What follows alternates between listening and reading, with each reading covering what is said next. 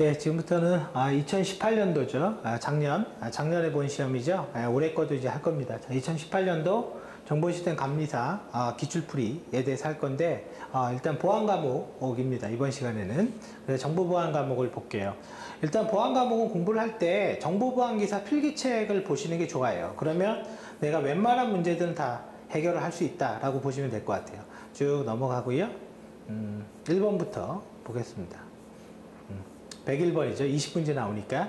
자, 101번. 개인정보 안정성 확보 조치에 명시되고 있는 정보통신망에 대한 불법적인 접근 침해 방지를 위해서 접근 통지를 해야 되는 방법으로 가장 적절하지 않은 것은 뭐냐?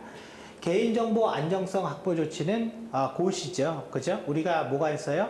헌법이 있고, 법률이 있고, 시행령이 있고, 시행규칙이 있고, 고시가 있죠. 네, 법률의 체계가.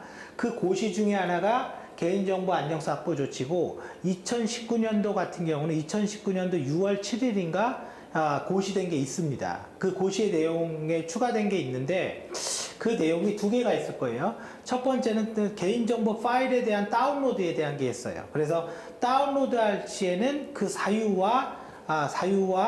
사유를 분명히 하고 그걸 검토해라. 뭐 이런 내용이 있고, 그리고 이 다운로드에 대한 규정은 내부 관리 계획을 따른다. 이런 게 하나 있고요. 또 하나 개인정보의 접속 로그, 그죠? 접속 로그에 대한 검토는 매월, 그죠? 매월 1회 이상 해야 된다라는 게 있습니다. 그러면 지금 이 문제는 안정성 확보 조치라는 게 있는데 거기에 불법적인 접근 통제를 막기 위해서 해야 될 방법으로 틀린 거는 뭐냐? 개인정보 처리 시스템의 접속 권한을 IP 등을 제한하여 인가받지 않은 접근을 제한해야 된다. 뭐 이거는 누구나 다 맞는 얘기죠. 그죠? 그래서 특정 IP만 접속할 수 있게. 이거를 솔루션으로 얘기하면은 이 기능을 하는 게 두 개가 있는 거죠. 첫 번째는 방화벽에다가 얘만 억셉트 해주겠다. 그죠? 그렇게 할 수가 있고. 그래서 그 방화벽에 우리는 제품을 공부하는 건 아니니까. 그래서 뭐가 있어요? IP tables라는 게 하나 있죠. 그리고 너만 들어올 수 있어. -A, append, input 들어올 수 있어. input입니다. 그리고 발신자의 IP 뭐 10점, 10점, 10점, 10은 -J의 accept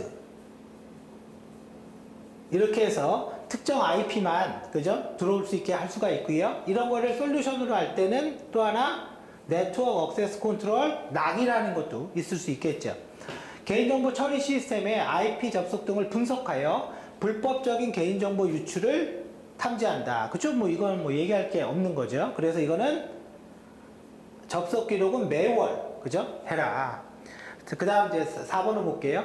고유 식별 정보를 처리하는 개인정보 처리자는 인터넷 홈페이지를 통해서 고유 식별자가 유출, 변조, 훼손되지 않도록 연 1회 이상, 맞습니다. 연 1회 이상 정보 자산에 대해서 취약점을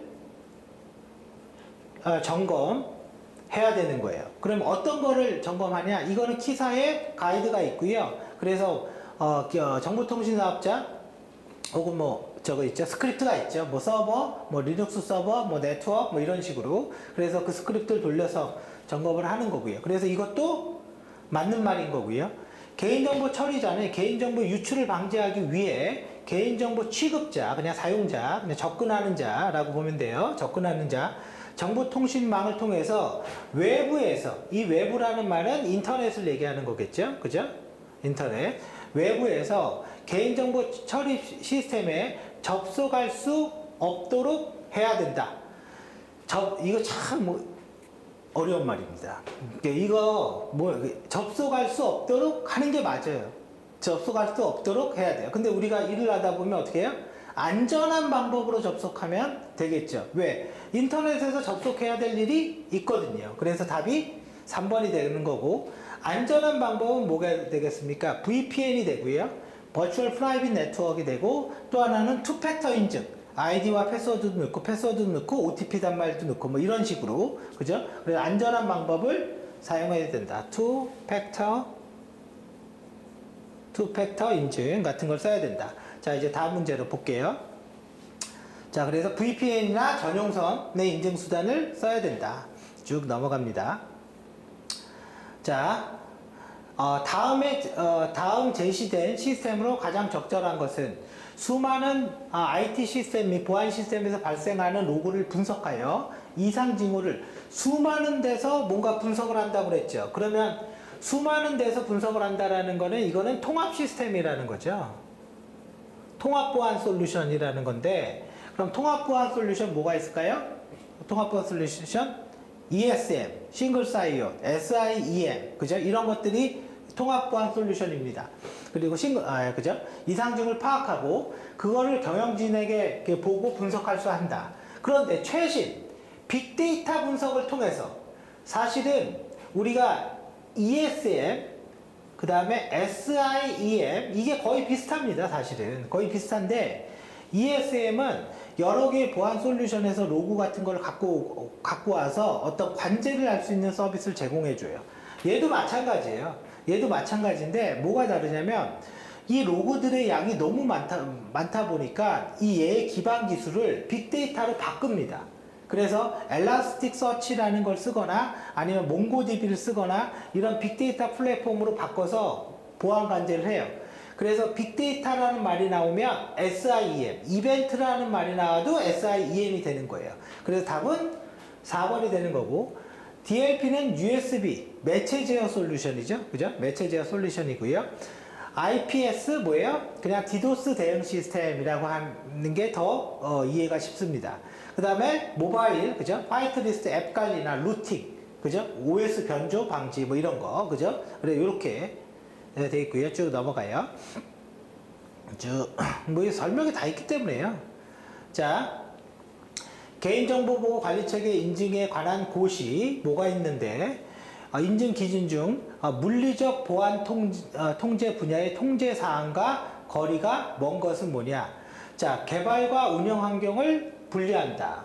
출입 통제를 한다. 시스템을 배치, 어디다 두냐? 개인 환경에 대한 내 PC, 그죠?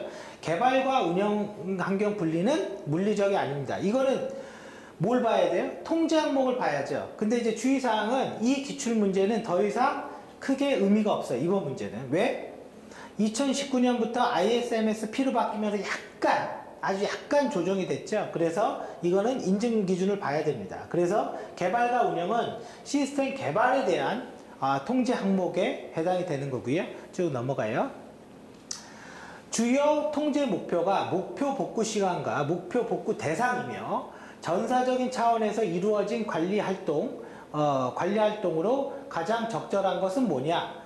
목표 복구 시간. 지금 여기에서 말하는 거 매번 나오는 거죠. 이것도 사실은 BCP라는 비즈니스 연속성 계획이 있고, 이 비즈니스 연속성 계획의 가장 핵심적인 활동은 비즈니스 영향도 분석 BIA가 되는 거고, 그러면 비즈니스 영향도 분석을 하려면 가장 중요한 업무가 뭐냐? 이게 제일 중요하죠. 그죠? 업무의 중요성을 분석하는 게 제일 중요하죠. 그래서 밸류 체인으로, 이것도 약간 추상적이긴 하지만 밸류 체인으로 주 업무와 보조 업무를 분류하고요. 리커버리 스콥 오버젝티브, 복구 범위, 리커버리 타임 오버젝티브, 목표 복구 시간, 리커버리 포인트 오버젝티브를 선정을 해서 모의 훈련하고 체계 만드는 게 뭐예요? 업무 연속성 관리가 되는 거죠.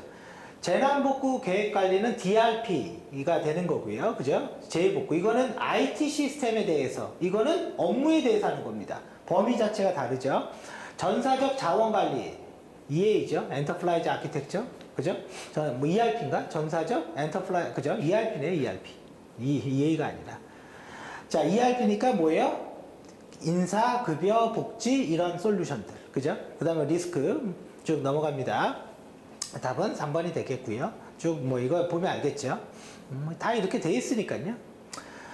자, 정보통신 서비스 제공자가 이용자의 동의 없이 개인정보를 수집, 이용할 수 있는 경우로 동의가 없이, 그죠? 할 경우로 옳지 않는 것은 뭐냐? 자, 여기에 보면 이거는 뭐 봐야죠. 이용할 수 있는 경우인데 동의 없이 정보통신 서비스 제공에 관한 계약을 이행하기 위해서 필요한 개인정보의 경제적, 기술적인 사용으로 그죠? 사유로. 여기 밑줄 하나 권해야 되겠죠? 경제적, 기술적인 사유로 받기가 어려운 경우, 요금 정산이 필요한 경우, 그리고 이 법을 따르는 다른 법률의 규정이 있는 경우. 그죠? 이건 외우십시오.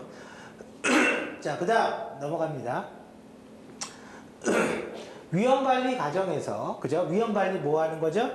자산 식별하고, 위협 파악하고, 취약점 분석하고, 위험 평가하고, 보호대책 수립하고, 이게 위험관리입니다. 이 5개의 활동을 분명히 외워야 돼요. 뭐죠? 자산 식별하고, 위협 파악하고, 취약점 분석하고, 위험 평가하고, 보호대책하고. 그럼 보호대책 어떻게? 회피할 거냐, 이전할 거냐, 감수할 거냐, 수용할 거냐, 이런 거로 결정하면 되는 거고. 자, 이전은 위험의 잠재적인 비용을 상대방에 이전하거나 배분한다라고 그랬는데요. 제3자에게 어떻게 해요? 이전하거나 할당한다. 그렇다고 위험 자체가 없어지는 거는 아니에요. 그래서 트랜스퍼의 가장 대표적인 예가 뭐예요? 보험입니다. 보험. 혹은 또 뭐가 있어요? 외주. 업체에다가 개발을 의뢰를 해요. 근데 개발 똑바로 못했어. 그럼 나는 위험이 전혀 없어지나요? 아니죠. 그죠? 근본적인 건 안 없어지죠. 그래서 이건 2번이 되는 거고요. 수용은 위험이 낮기 때문에 어떻게 해요?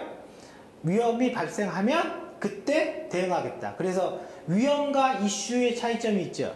위험은 발생할 가능성이 있는 거고, 맞죠? 발생할 가능성이 있는 거고, 이슈는 발생한 거고. 그래서 이슈가 되면 그때 할게. 수용. 그러면 자, 어디까지는 수용을 해도 되고, 어디까지는 이전을 해야 되고, 어떤 거는 회피를 해야 되는지, 그거를 결정하는 기준이 뭐냐? 허용 가능한 위험 수준 DOA예요. 디그리 뭐죠? 디그리 오브 어그리먼트인가? 어그리먼트? 뭐죠? 어그리인가?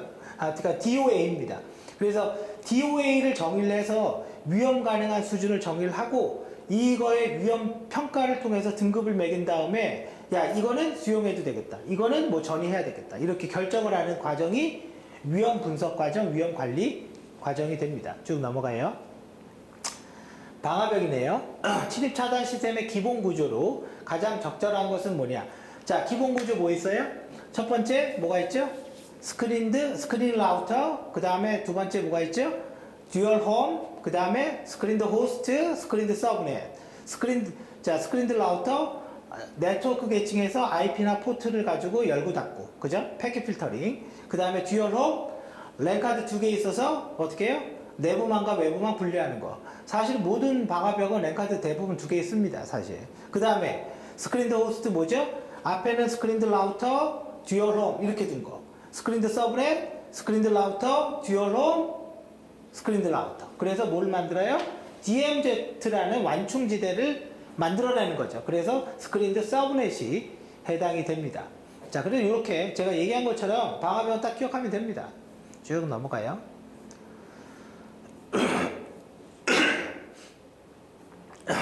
풀이 진짜 많죠. 자, 공개키 알고리즘을 이용하는 전자서명에 대한 적절한 것을 모두 고르시오. 뭐 3번, 4번이라고 그러냐? 자, 서명된 문서가 변경된 경우 수신자는 변경 여부를 확인할 수 있다. 왜? 해시 함수를 쓰니까. 근데 해시 함수를 쓰는 건 좋은데 어떤 함수를 어떻게 쓰죠? 알고리즘 협상 과정을 하니까 그겁니다. 그래서 해시 함수를 써서 변경 여부를 아는 건데요. 그걸 하기 전에 전자서명에서 나오지 않는 게 뭐냐면 알고리즘에 대한 내고 협상 과정이 먼저 합니다. 너 SHA 256으로 할 거야? 알았어, 나도 그렇게 할게. 그래야지 함수가 똑같아야 되거든요. 그래서 당연히 3번은 되는 거죠. 전자서명을 생성한 서명자는 나중에 서명한 사실을 부인할 수 없다. 부인봉쇄 됩니다. 왜요? 왜 부인봉쇄가 되죠?